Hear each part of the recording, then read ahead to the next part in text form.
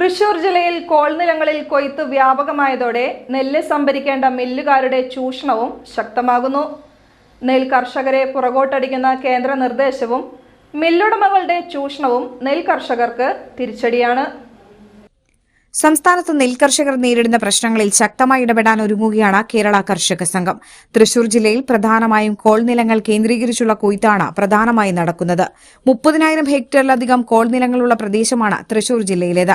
മറ്റ് സമീപ പ്രദേശത്തെ ഉയർന്ന പാടശേഖരങ്ങളിൽ നിന്ന് വ്യത്യസ്തമായി 1 ഹെക്ടറിൽ 6.5 ടൺ വരെ നെല്ല് ഉൽപ്പാദിപ്പിക്കുന്ന മേഖലയാണ് ഇവിടുത്തെ കോൾ മേഖല. ഇന്ത്യയിൽ തന്നെ നെല്ലിന്റെ സംഭരണ വില ഏറ്റവും കൂടുതൽ നൽകുന്ന സംസ്ഥാനം കേരളമാണ്. 1 കിലോ നെല്ല് ഇവിടെ സംഭരിക്കുന്നത് 30 രൂപയ്ക്കാണ്. കേരള ഗവൺമെന്റ് നെല്ലിന് നൽകുന്ന ഇൻസെന്റീവ് 6 രൂപ 80 പൈസയാണ്. 23 രൂപ 20 പൈസ മാത്രമാണ് കേന്ദ്രം വകയിരുത്തിയിട്ടുള്ളത്.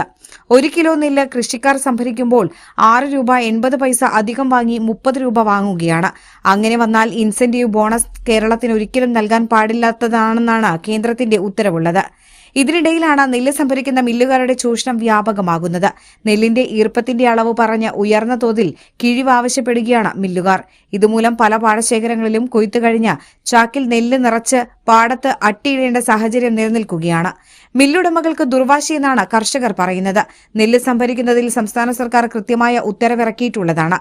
കേന്ദ്രത്തിന്റെ നിബന്ധനകൾക്ക് വിധേയമായി നെല്ല് സംഭരിക്കുമ്പോൾ 1 ക്വിന്റൽ നെല്ലിന് 65 കിലോ അരി സംസ്ഥാനം നൽകണമെന്നതാണ് നിർദ്ദേശം. ഇതിനെതിരെ സംസ്ഥാനം ശക്തമായ പ്രതിഷേധം അറിയിച്ചു. എന്നാൽ പിന്നീട് സംസ്ഥാന സർക്കാർ ഇടപെട്ട് അതിലുണ്ടായ നഷ്ടം കൊടുത്തു തീർക്കുകയായിരുന്നു. നിലവിൽ പാടശേഖരങ്ങളിൽ നിന്ന് നെല്ല് സംഭരിക്കാൻ മില്ലുടമകൾ വലിയൊരു കിഴിവാണ് ആവശ്യപ്പെടുന്നത്. ചേനം തരിശുപടവിൽ തർക്കമുണ്ടാക്കിയ ഇവർ 2.5% കിഴിവാണ് ആവശ്യപ്പെട്ടത്. പള്ളിപ്പുറം 4 പടവിൽ 1% കിഴിവ് വാങ്ങുന്ന സാഹചര്യവുമുണ്ട്.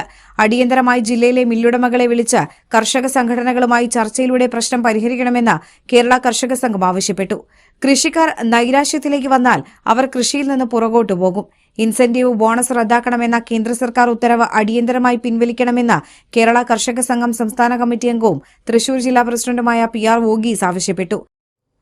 സംസ്ഥാന ഗവൺമെന്റ് നെല്ലെടുക്കുന്നതുമായി ബന്ധപ്പെട്ട് വളരെ കൃത്യമായ ഉത്തരവുകളിട്ടുള്ളതാണ്.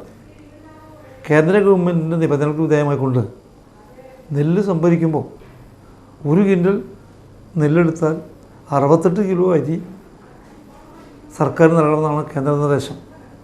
അതിനെതിരെ ശക്തമായ പ്രതിഷേധം അറിയിച്ചപ്പോൾ സംസ്ഥാന ഗവൺമെൻറ് തന്നെ ഇടപെട്ടുകൊണ്ട് അവർ മുമ്പ് നൽകിയ നിലയ്ക്ക് എത്തുകയും അതിനൊരു നഷ്ടം സർക്കാർ തന്നെ കൊടുത്തു കഴിഞ്ഞിരിക്കുക. യാതൊരു തരത്തിലുള്ള തർക്കം ഈ മേഖലയിൽ ഇല്ലാത്തതാണ്. എന്നാൽ ഇപ്പോൾ നിയോഗിക്കപ്പെടുന്ന മില്ലുകൾ പാടശേഖരങ്ങളിൽ നിന്ന് വലിയൊരു കിഴിവ് ആവശ്യപ്പെടുന്നു. അത് ഒരിക്കലും അനുവദിക്കാൻ കഴിയാവുന്ന വിഷയമല്ല. നമ്മുടെ മേഖലയിൽ ചേനം തരിശുപടവിൽ തർക്കമുണ്ടാക്കി 2% കിഴിവാണ് ആവശ്യപ്പെട്ടത്. പള്ളിപ്പുറം 4 പടവിൽ 1% കിഴിവ് അവർ വാങ്ങിക്കൊണ്ടിരിക്കുകയാണ്. എല്ലാ സ്ഥലങ്ങളിലും വ്യാപിക്കാൻ നോക്കുക. ശക്തമായ സമ്മർദ്ദം കൃഷിക്കാരുടെ ഭാഗത്തുനിന്നുണ്ടാകുമ്പോൾ കുറച്ചവർ പിന്തിരിയാൻ ശ്രമിക്കുന്നു. അതുകൊണ്ട് അടിയന്തരമായി ഈ ജില്ലയിലെ മില്ലുടമകളെ വിളിച്ചു ചേർത്ത് കർഷക സംഘടനകളുമായി ചർച്ച ചെയ്ത് ഈ വിഷയം പരിഹരിക്കണമെന്നാണ് കേരള കർഷക സംഘം ആവശ്യപ്പെടുന്നത്. നമ്മുടെ തൃശ്ശൂർ ജില്ലയിൽ ഇപ്പോൾ കോളിൽ കേന്ദ്രീകരിച്ചുള്ള കൊയ്ത്ത 30,000 ഏക്കറിലധികം കോൾനിലങ്ങളുള്ള പ്രദേശമാണ്. നമ്മുടെ കോൾനിലങ്ങളുടെ പ്രത്യേകത മറ്റു സമീപ പ്രദേശത്തെ ഉയർന്ന പാടശേഖരങ്ങളിൽ നിന്ന് വ്യത്യസ്തമായി 1 ഹെക്ടറിൽ 6.5 ടൺ നെല്ല് വരെ ഉൽപ്പാദിപ്പിക്കുന്നതാണ് നമ്മുടെ കോൾ മേഖല. 1 ഹെക്ടറിൽ 6.5 ടൺ സമാനതകളില്ലാത്ത. ഇങ്ങനെ കൃഷിക്കാരൻ നൈരാശ്യത്തിലേക്ക് വന്നാൽ അവൻ കൃഷിയിൽ നിന്ന് പുറകോട്ട് പോകും.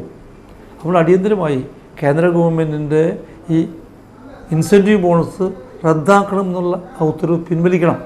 ഇതിനെതിരെ കേരള കർഷക സംഘം ഈ വരുന്ന മാർച്ച് മാസം 2-ാം തീയതി AG's ഓഫീസിലേക്ക് മുമ്പ് ആയിരക്കണക്കിന് കൃഷിക്കാരെ പങ്കെടുപ്പിച്ചുകൊണ്ടുള്ള വലിയ മാർച്ചും ധർണയും നിശ്ചയിച്ചിരിക്കുക.